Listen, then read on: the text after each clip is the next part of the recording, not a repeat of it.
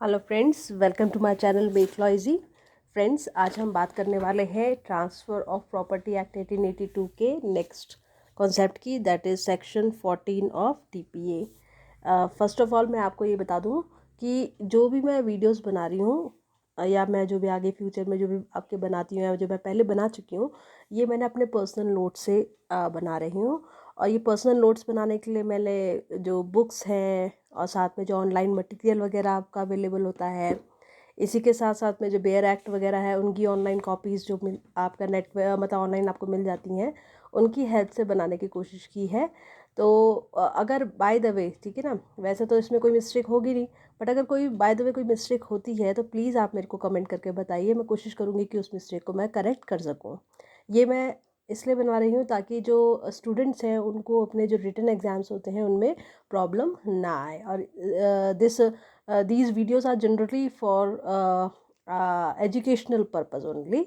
तो यहाँ पर मैं कोई भी आपको लॉ से रिलेटेड जो आपको बोलते नहीं, आपके जो केसेस अगर कोई पेंडिंग है तो उसमें कोई गाइडेंस आपको फ़िलहाल प्रोवाइड नहीं कर पाऊँगी, बट फ्यूचर में मैं कोशिश करूँगी कि आपको उससे रिलेटेड भी गाइडलाइंस प्रोवाइड कर सकूँ। अभी मेरा मोटिव क्या है?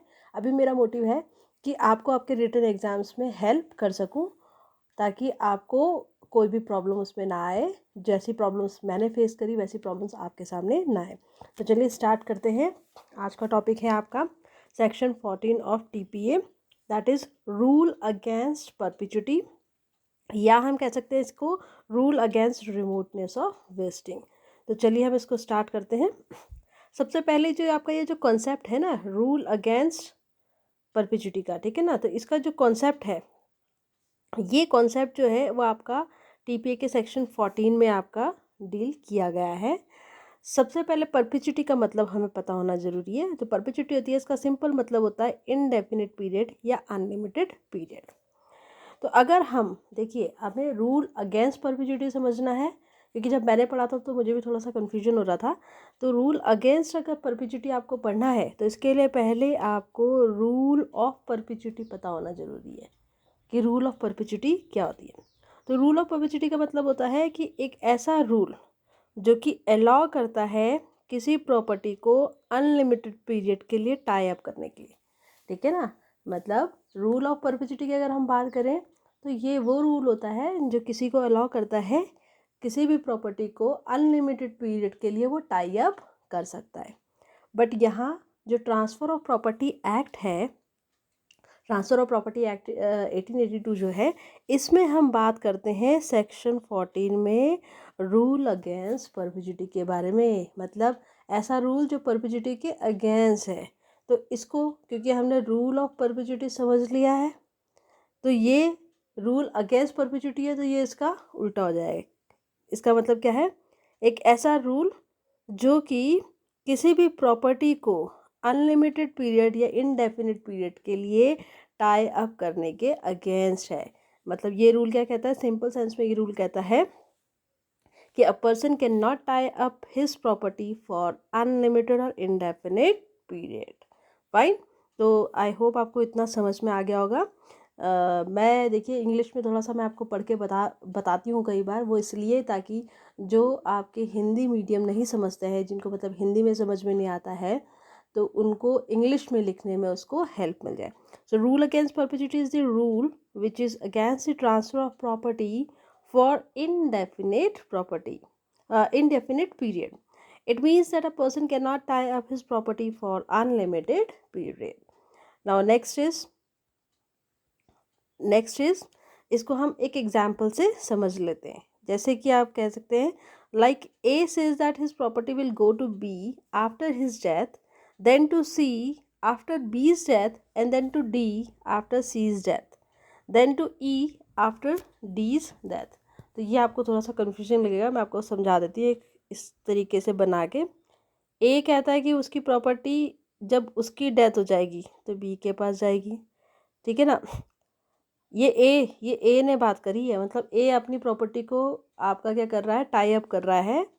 तो क्या कहता है कि ए जो है वो कहता है कि उसकी प्रॉपर्टी बी के पास चली जाएगी जब उसकी डेथ हो जाएगी, और जब बी की डेथ हो जाएगी तो सी के पास जाएगी, और जब सी की डेथ हो जाएगी तो वो डी के पास जाएगी।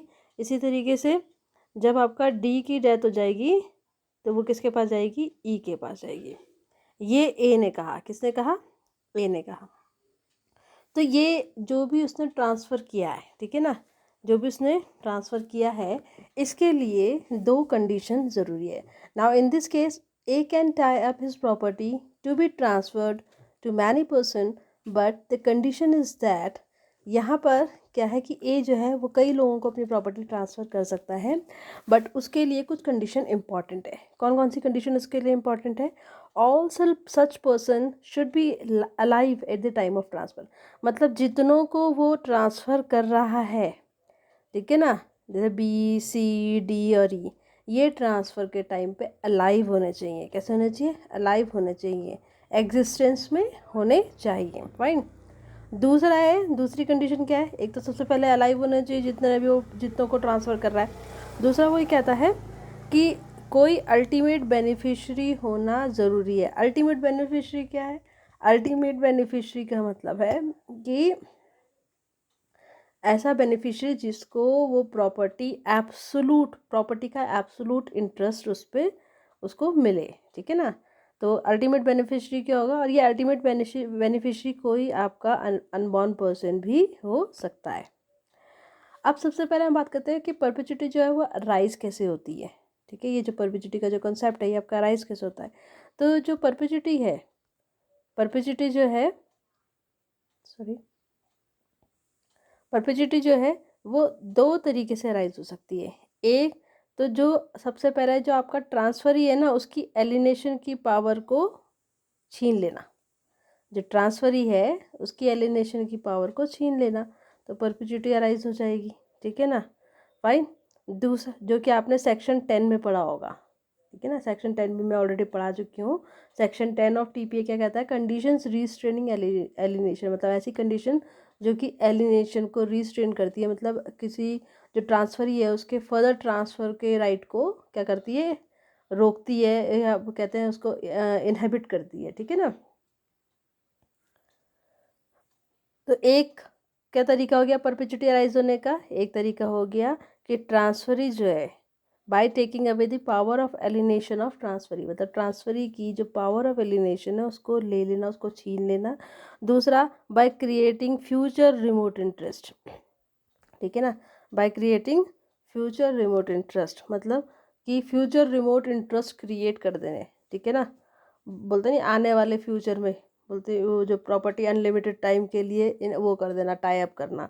तो ये भी आपका प्रोहिबिटेड है सेक्शन 14 के अंडर। जो मैंने पहले बताया था आपका कि ट्रांसफरी की जो एलिनेशन की पावर उसको ले लेना, वो सेक्शन 10 के अंडर वॉइड है। और जो ये कह रहा है remote interest create, future remote interest create करने से भी आपको परपेचुइटी अराइज हो सकती है, तो वो आपका सेक्शन 14 जो रूल अगेंस्ट परपेचुइटी हम पढ़ रहे हैं उसके अंडर ये आपका क्या है? प्रोहिबिटेड है। अब हम बात करते हैं ऑब्जेक्टिव क्या है, जो रूल अगेंस्ट परपेचुइटी है इसका ऑब्जेक्टिव क्या है। तो रूल अगेंस्ट परपेचुइटी जो है इसका ऑब्जेक्टिव, सबसे पहले तो इसका जो मतलब इसका मेन ऑब्जेक्टिव है वो क्या है? Free and active circulation of property को इंश्योर करना, मतलब किसी भी प्रॉपर्टी के फ्री और एक्टिव सर्कुलेशन को इंश्योर करना ट्रेड एंड कॉमर्स के लिए, और प्रॉपर्टी के खुद के बेटरमेंट के लिए, प्रॉपर्टी के खुद के बेटरमेंट के लिए, to ensure free and active circulation of property for trade and commerce purpose and betterment of the property itself, property के खुद के बेनिफिट के लिए भी। So when there will be free and active, अब इससे फ़ायदा क्या होगा? देखिए, when there will be a free or active circulation of property, then other members of the society can also enjoy the benefit of that property. जब आपका जो property है, मान लीजिए जो ए है, ए के पास में कोई प्रॉपर्टी है, जब इनका फ्री और एक्टिव सर्कुलेशन होगा, है ना, अगर मान लीजिए इसने इस प्रॉपर्टी को अनलिमिटेड टाइम के लिए टाई अप कर दिया, है ना, अनलिमिटेड टाइम के लिए टाई अप कर दिया, तो प्रॉपर्टी तो एक तरीके से उसी के हिसाब से चलेगी, है ना, उसी के हिसाब से चलेगी। बट मान लीजिए जो ये आपका ट्रांसफ़र है ये आपका क्या है? फ्री और एक्टिव सर्कुलेशन हो रहा है इस प्रॉपर्टी का, तो इससे क्या होगा कि जो सोसाइटी के जो और लोग हैं, अदर मेंबर्स हैं, उनको भी हेल्प मिलेगी, उनको भी बेनिफिट मिलेगा। साथ ही साथ में अगर किसी प्रॉपर्टी का ट्रांसफ़र मतलब फ्री और एक्टिव ट्रांसफ़र नहीं होता है, तो उस केस में गवर्नमेंट को भी नुकसान होता है। लोगों को तो नुकसान होगा, साथ में किसको नुकसान होता है, गवर्नमेंट को भी नुकसान होता है, क्योंकि गवर्नमेंट जो है ना उसको जब भी कोई प्रॉपर्टी ट्रांसफ़र होती है तो स्टैम्प ड्यूटी के तौर पे उनको क्या मिलता है, स्टैम्प ड्यूटी के तौर पे उनको टैक्स मिलता है। और यही टैक्स जो है वो आपका गवर्नमेंट के लिए भी हेल्पफुल हुआ। जब देखिए गवर्नमेंट टैक्सेस कलेक्ट करती है तो टैक्सेस कलेक्ट करने का मकसद क्या होता है कि जो टैक्स कलेक्ट होता है इसी अमाउंट से तो जो भी काम होते हैं, जो भी डेवलपमेंट के काम है, कोई भी रिक्वायरमेंट पूरी करनी है जनता की, है ना, ये सारे आपके इन टैक्सेस की मदद से ही होता है। फाइन। तो ये आपको समझ में आ गया कि ऑब्जेक्टिव क्या है इसका। ऑब्जेक्टिव होता है, मेन ऑब्जेक्टिव इसका यही है कि जो भी प्रॉपर्टी है उसका फ्री और एक्टिव सर्कुलेशन हो सके, प्रॉपर्टी के बेटरमेंट के लिए, सोसाइटी के बेनिफिट के लिए, और साथ ही साथ में गवर्नमेंट के बेनिफिट के लिए, क्योंकि गवर्नमेंट को भी उससे ही टैक्स मिलता है। ओके, अब हम बात करते हैं कि क्या कंडीशंस एसेंशियल होती है इसकी सेक्शन 14 के लिए या रूल अगेंस्ट परपेचुइटी के लिए, क्या कंडीशन आपकी एसेंशियल होती हैं।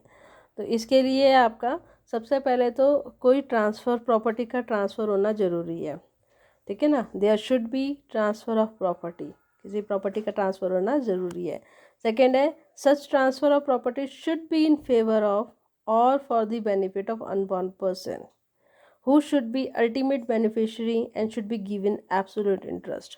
तो सबसे पहले प्रॉपर्टी का ट्रांसफ़र होना चाहिए। दूसरा, ये जो ट्रांसफ़र है वो किसी अनबॉर्न पर्सन के बेनिफिट के उसके फेवर में या उसके बेनिफिट के लिए होना चाहिए, और अल्टीमेट बेनिफिशरी जो है उसके पास में एब्सोल्यूट इंटरेस्ट जाना चाहिए। जो अल्टीमेट बेनिफिशरी होता है ना, अल्टीमेट बेनिफिशरी मतलब जो लास्ट में जिसके पास में एब्सोल्यूट इंटरेस्ट ट्रांसफ़र होगा वो अल्टीमेट बेनिफिशरी कहलाएगा।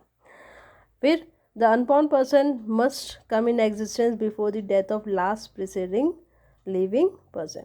तो ये भी ज़रूरी है। सबसे पहले तो मैंने आपको बता दिया कि प्रॉपर्टी ट्रांसफ़र होने चाहिए। दूसरा, जो प्रॉपर्टी ट्रांसफ़र हो रही है वो आपके किसी अनबॉर्न पर्सन के या अल्टीमेट बेनिफिशरी, जो हम कह सकते हैं अल्टीमेट बेनिफिशरी के फेवर या उसके बेनिफिट के लिए होना चाहिए। तीसरा, अनबॉर्न पर्सन जो वो एग्जिस्टेंस में आ जाना चाहिए बिफोर जो लास्ट प्रिसाइडिंग लिविंग पर्सन है ना उसकी डेथ से पहले वो एग्जिस्टेंस में आ जाना चाहिए। ओके, अब जैसे हम यहाँ बात करते हैं, मान लीजिए कि जैसे ए है, ठीक है ना, वेट, जैसे कि आपका ए है, ठीक है ना, ए से प्रॉपर्टी गई बी के पास में, बी से सी के पास में, सी से फिर डी के पास में। यहाँ मान लीजिए डी जो है वो क्या है, अनबॉर्न पर्सन है। क्या है, अनबॉर्न पर्सन है। ओके, तो डी क्या है आपका, अनबॉर्न पर्सन है। फाइन।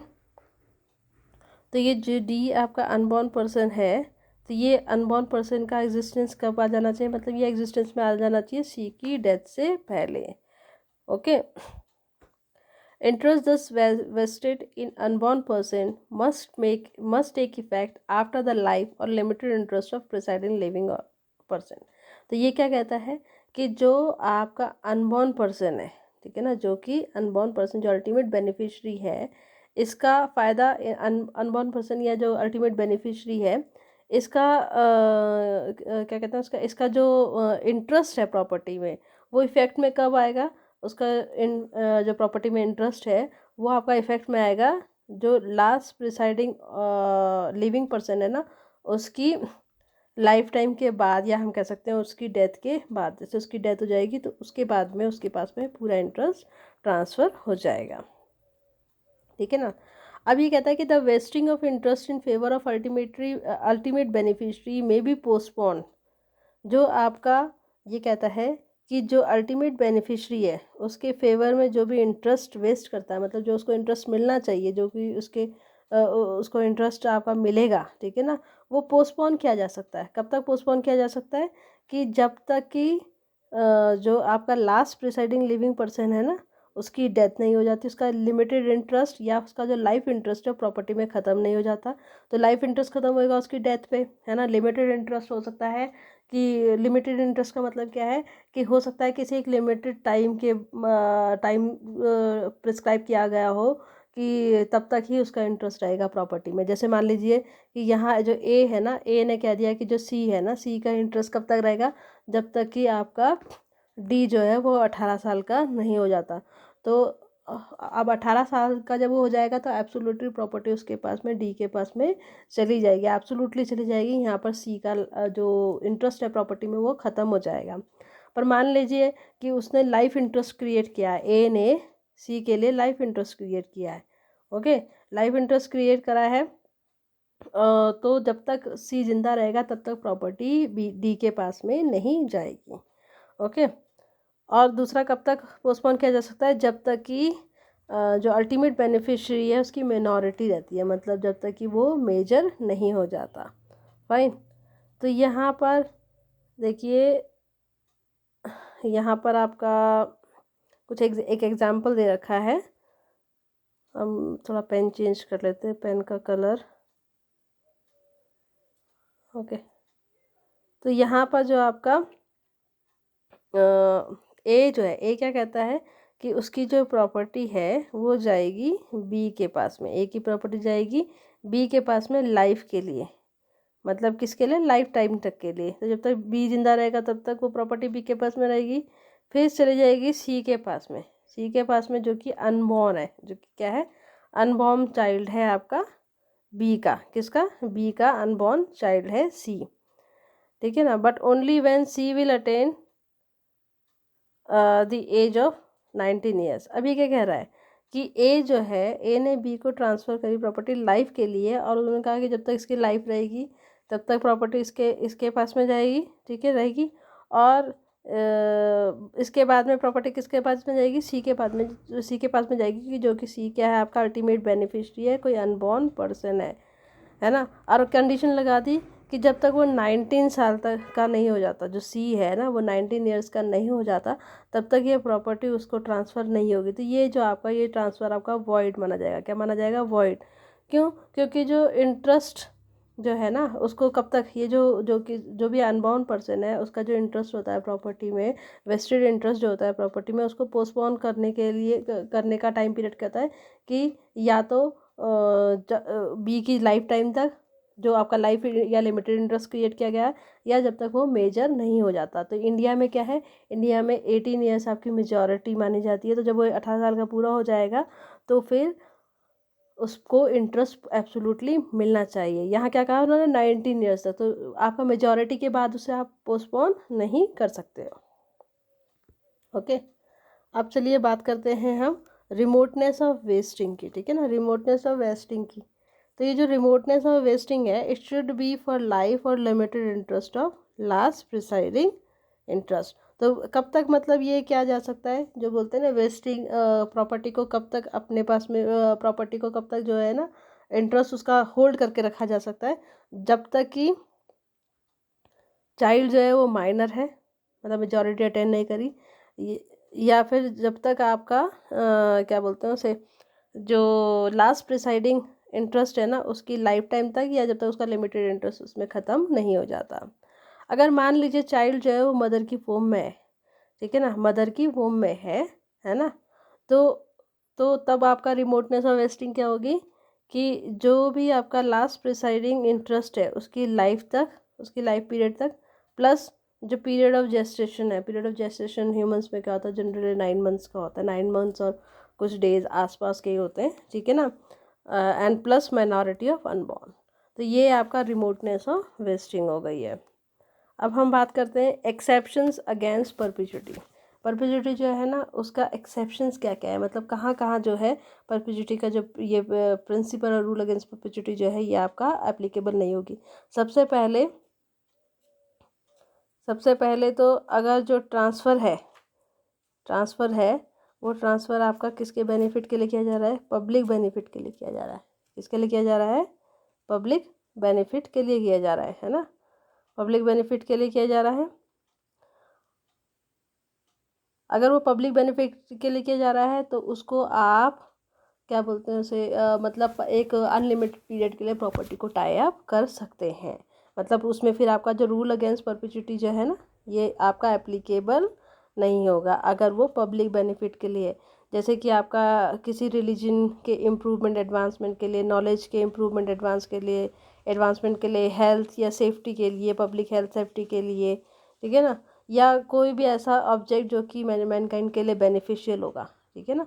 तो उन केसेस में आपका ये आपका रूल अगेंस्ट परपेचुइटी एप्लीकेबल नहीं होगा।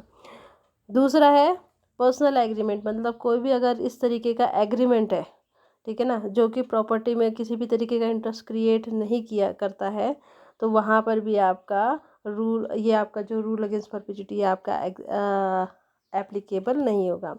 तीसरा है कि जो मॉर्गेजेस वगैरह वाली जो कंडीशंस होती हैं, मॉर्गेजेस होते हैं ना, मॉर्गेज वगैरह होता है, आपने कोई प्रॉपर्टी मॉर्गेज की है, ठीक है ना, गिरवी रखी है कोई प्रॉपर्टी, तो वहाँ पर भी आपका रूल अगेंस्ट परपेचुइटी नहीं लगेगा। क्यों? क्योंकि यहाँ पर कोई भी फ्यूचर इंटरेस्ट क्रिएट नहीं होता है। अब लास्ट में मैं आपको बता देती हूँ कि जो इंग्लिश लॉ है ना, उसमें ये जो वेस्टिंग ऑफ इंटरेस्ट है उसको पोस्टपोन किया जा सकता है until the age of majority, और वहाँ पर मेजॉरिटी की एज क्या इंग्लिश लॉ के अकॉर्डिंग 21 है, जबकि इंडियन लॉ के हिसाब से वो आपका 18 ईयर्स है। तो फ्रेंड्स, ये हमारा टॉपिक ख़त्म हो गया है। आई होप आपको समझ में आया होगा, और अगर प्लीज़ समझ में आया हो तो लाइक सब्सक्राइब ज़रूर करें और इसी तरह मेरी वीडियोस देखते रहें। Thank you very much.